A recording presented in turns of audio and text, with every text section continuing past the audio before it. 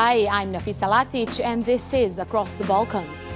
This week, we look at two countries in the Balkans that have been shaken by events taking place far from their border in Ukraine. Russia's strongest ally in the Balkans, Serbia, is gearing up for elections. The country has played a delicate balancing act for years, keeping its goals to join the EU open while maintaining close political and economic ties with Moscow. But Brussels is now making it clear that Belgrade will have to choose a side and that the wrong choice could come with a price. We'll look at what impact Serbia's dual loyalties could have on the elections a bit later in the show. But first, security concerns have been raised very loudly in Bosnia and Herzegovina since Russia started its assault on Ukraine. As the conflict enters its second month, Bosnia has asked for a speedier process to join the EU and NATO. Officials say they fear a similar fate that Ukraine is suffering. Bosnia is also facing its biggest internal crisis since the end of the war, as negotiations on electoral reforms failed, and the Bosnian Serb leader Milorad Dodik threatened to split from the country's institutions. And recently, Moscow warned it will react the same way it did in Ukraine if Bosnia joins NATO. My guest today is Bisera Turkovic. She is the Deputy Chairperson of the Council of Ministers and Foreign Minister of Bosnia and Herzegovina. She's in Doha for us. Minister Turkovic, good to have you with us on Across the Balkans. Thank you so much for your time. Thank you. Thank you to you for having me. We are witnessing a diplomatic offensive coming from Bosnian officials in the last couple of weeks, especially warnings about the country's political crisis that prevents it from functioning. How serious is the situation in Bosnia and Herzegovina at the moment, in your opinion?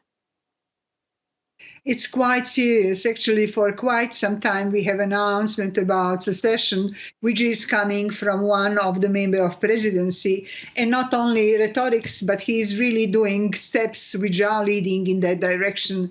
So considering situation and observing that what's happened in Ukraine, we are very much afraid the same scenario might be applied in Bosnia and Herzegovina. And in the wake of conflict in Ukraine, you have asked EU officials to immediately grant Bosnia candidate status. Was your request heard? What was their response? I'm very much afraid that at this current situation and in current moment, they are not taking very seriously this request. But I think it is the only way and the cheapest way to preserve peace in Bosnia and Herzegovina, and not only in Bosnia and Herzegovina. If anything bad happens, then it is going to spill over to other countries in the Western Balkan.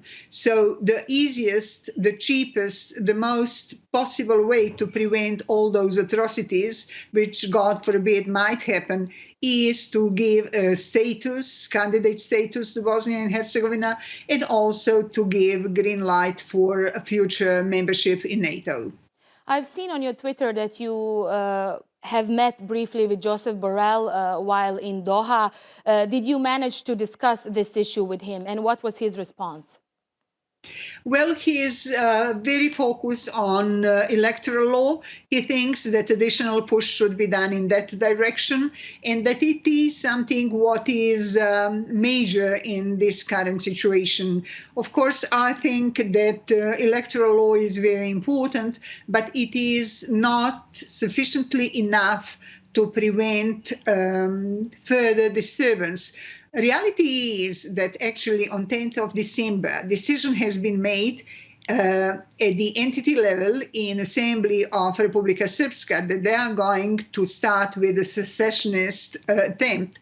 Actually, they are transferring all powers from the state level, all important institutions which we established in the last 26 years of taking reform processes ahead, and to transfer them to lower level, to entity level. Just for your viewers, after that, an agreement, Bosnia and Herzegovina had internal organization which consists of 2 entities and 1 district. So what is happening? Destabilization of the state, taking power from the state level and transferring that power to the entity level.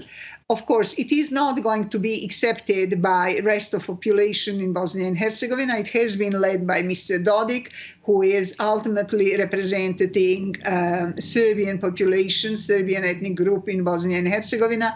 And if that happened, then it is definitely call for a fight for Bosnia and Herzegovina to remain as a sovereign and independent state, because it is going to threaten sovereignty and independence of Bosnia and Herzegovina. So what is actually happening is that what we witness in a way in Ukraine, telling nothing bad is going to happen, we are not going to enter into any sort of the war, but preparation we're going on, and then suddenly we were shocked with that what's happened.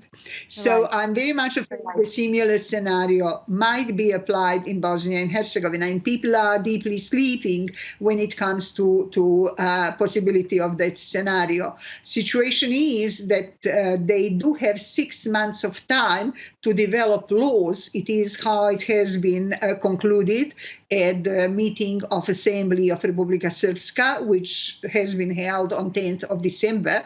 So actually we do have maybe 3 more months to wait what are going to be realization of that announcement. And I'm very much afraid if we are going to be confronted with the results, it is going to be too late. So I'm once again repeating that what I said. I think we should give signal European Union, if it is serious about Western Balkan, should give signal that they have serious thoughts about Bosnia. They should give them a chance. They should offer candidate status in order to give a signal to ordinary people that their future is in European Union, and that they should not be distracted from the documents which they adopted, from the strategic documents by which they identify their future in European Union and in NATO. Okay, but the problem lies in the fact that all the ruling parties in Bosnia have asked for a speedier membership process. We even heard from Milorad Dodik, Bosnian Serb leader, also calling for the speedier EU membership, still remaining completely against NATO membership. But not much progress has been made in passing laws that are part of 14 requirements that the EU has asked from Bosnia. So how can Brussels help in that case?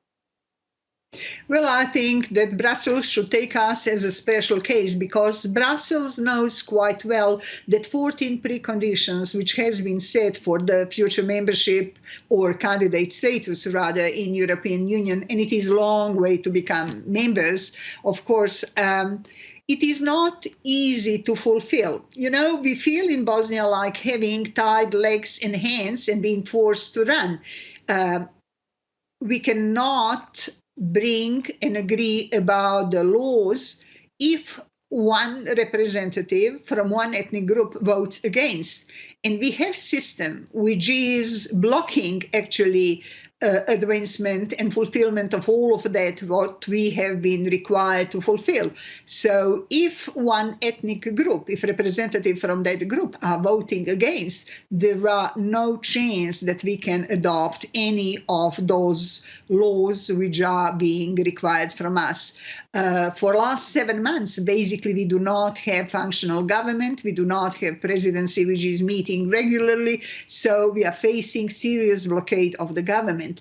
And all that is done with an attempt to portray Bosnia as non-functional state which actually cannot survive. Our leaders are pushing strongly for membership, for candidate status, for possible membership in NATO. But unfortunately, there are requirements on all sides, and there are inability to fulfill that requirements due to the fact that proxies from somebody else's interests are voting against advancement. What is more significant for Bosnia in the wake of the Ukraine crisis and everything we have seen happening in Ukraine since February 24th? So what is more significant for your country at the moment, joining NATO or the EU? Definitely joining NATO, because NATO is going to give us protection. If we count with Article 5, then we'll feel, and all people in Bosnia and Herzegovina, independent to which ethnic group they belong to, they will feel some sort of security. And I think at the end, all of us want to preserve peace, or we should want that, because, memories of war and of that, what's happened 30 years ago, is still very much present in our minds. And considering situation, NATO is the only possible guarantee that we might preserve peace. Of course, European Union, it is long way ahead. If we get candidate status, it might be symbolic.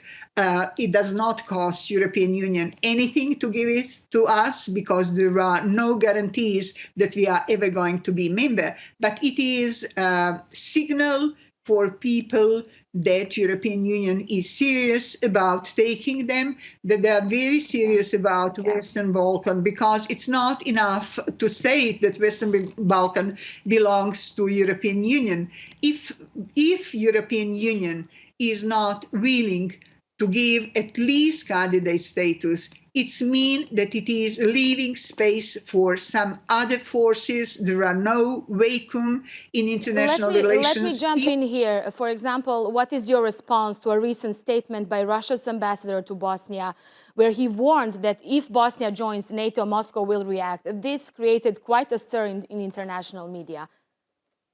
It is just an eye-opener. It is something what exists for quite some time. When I spoke with Minister Lavrov, he was quite clear that he does not want to see Bosnia and Herzegovina being member of NATO. He was very skeptical about our possible candidate status or our possible membership in European Union. So it's not first sign of their position. He just underlined that position.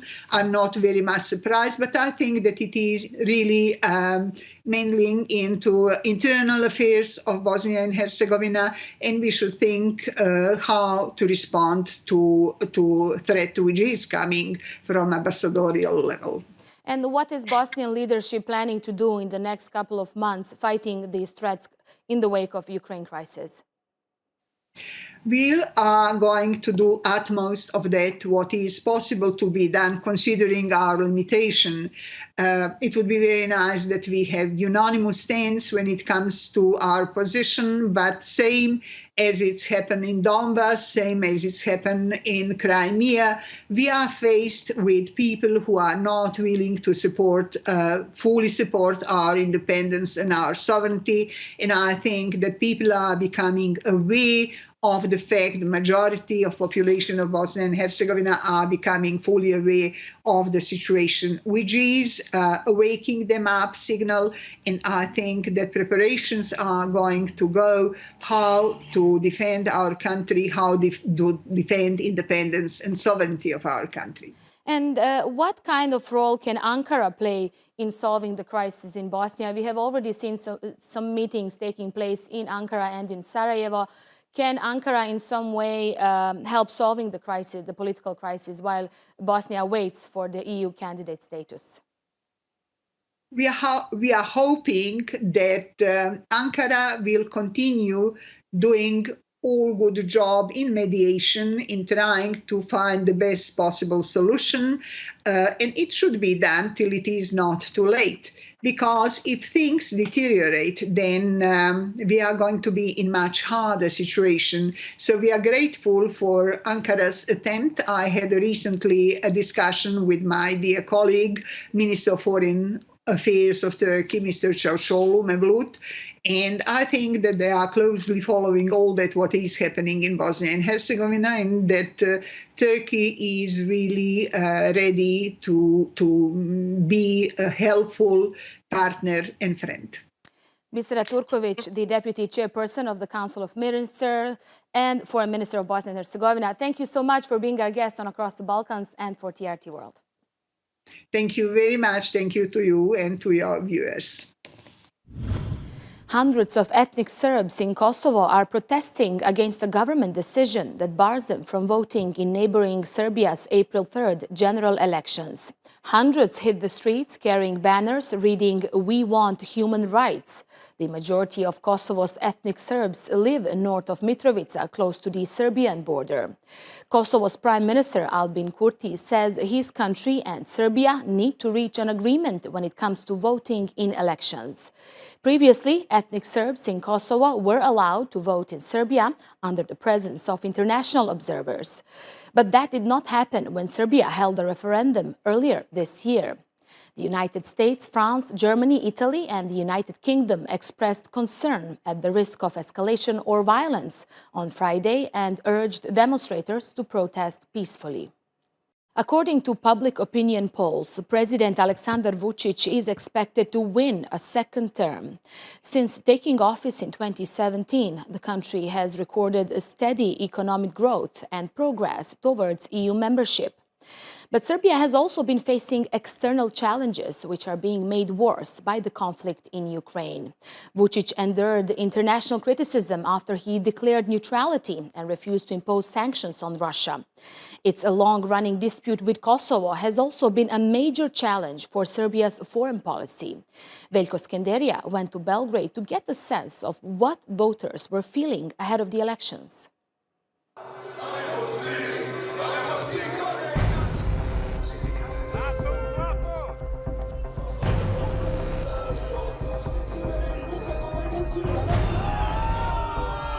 Znamo ko su nam prijatelji, ko neprijatelji!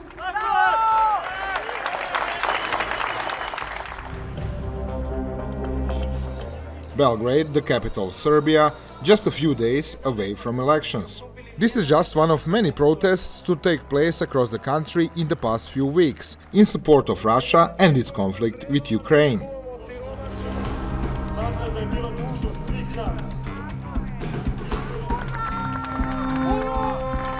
And for President Aleksandar Vucic and his ruling Serbian Progressive Party, criticism is pouring in from all fronts. To some voters, he is a traitor for not fully supporting Moscow, and on the other side, he is an unreliable partner in the eyes of the West.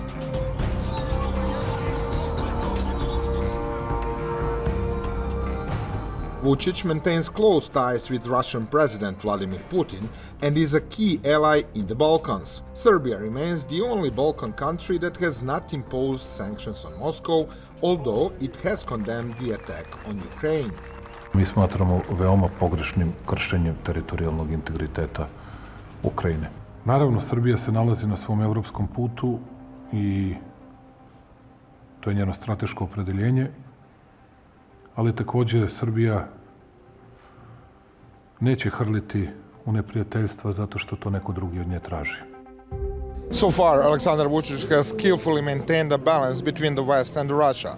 But the situation is changing. Now, in addition to the criticism from the opposition for suppressing the media, autocratic rule and even links to organized crime, the Serbian president has new opponents, nationalists who think he has betrayed Mother Russia. And it's not just nationalists. More than 60% of Serbians believe that NATO and United States are responsible for the conflict in Ukraine. Only 3.5% believe that the Russia is one to blame. And come election day on April 3rd, only a few voters expect any real surprises. Sve se zna šta, to je suvišno pitanje. Ne znam, pravo da vam kažem, još ima vremena pa ću odlučiti kad budem na dan glasanja.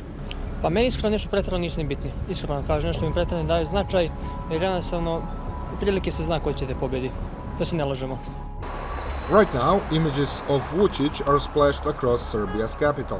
His Serbian Progressive Party has a hold not just on the National Assembly, but also on Belgrade.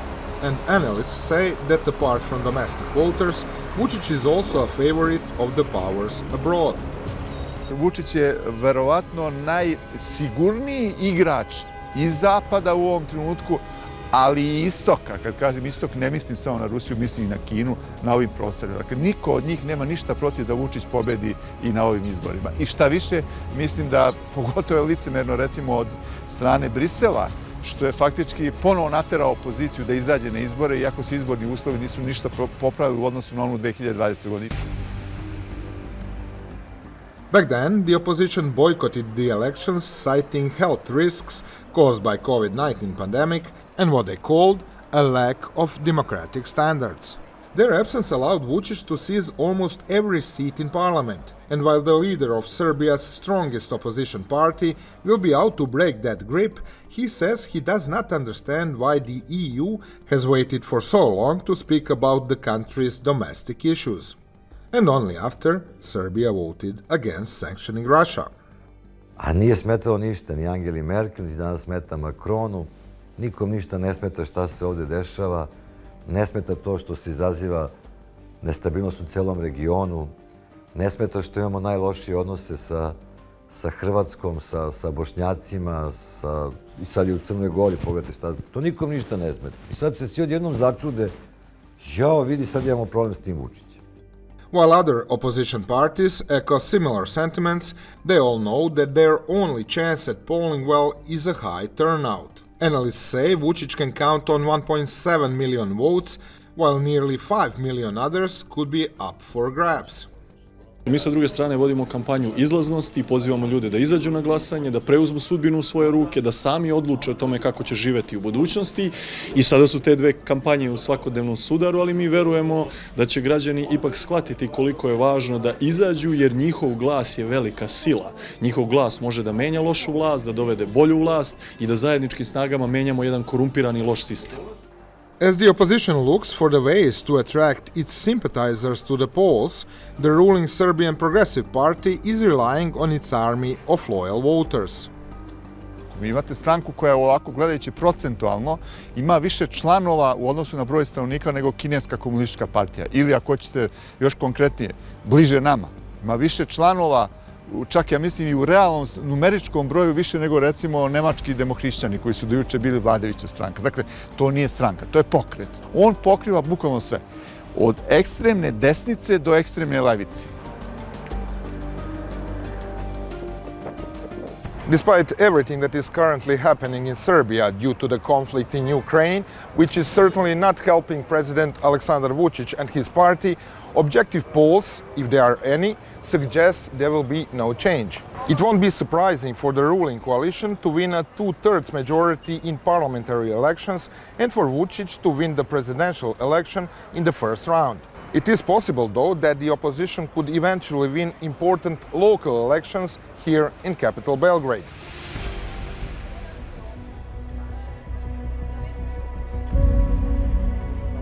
There are several reasons why the leading party and its president are doing so well. Voters lack confidence in the opposition, which is of course not helped by what his opponents call Vucic mastery or even dominance of the media.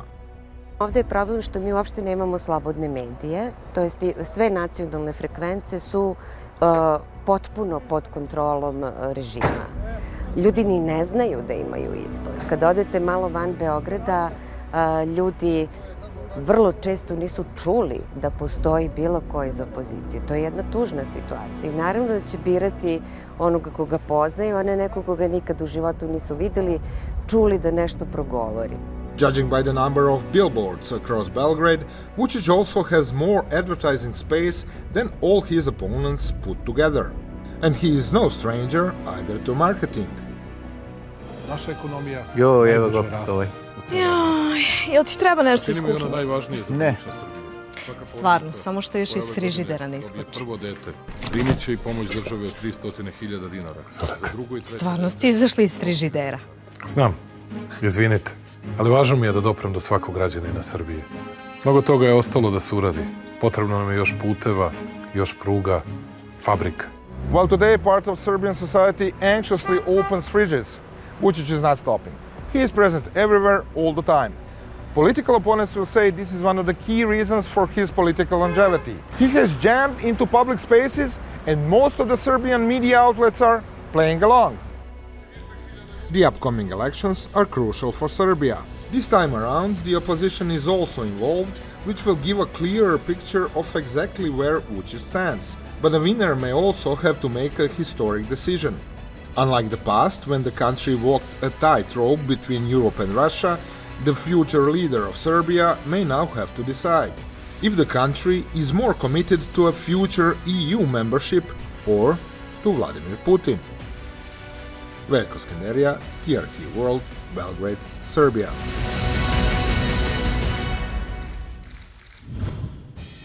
We'll bring you the results of Serbia's elections next week to see what impact they could have both inside and out. Thanks for watching this episode of Across the Balkans. See you next time. Bye-bye for now.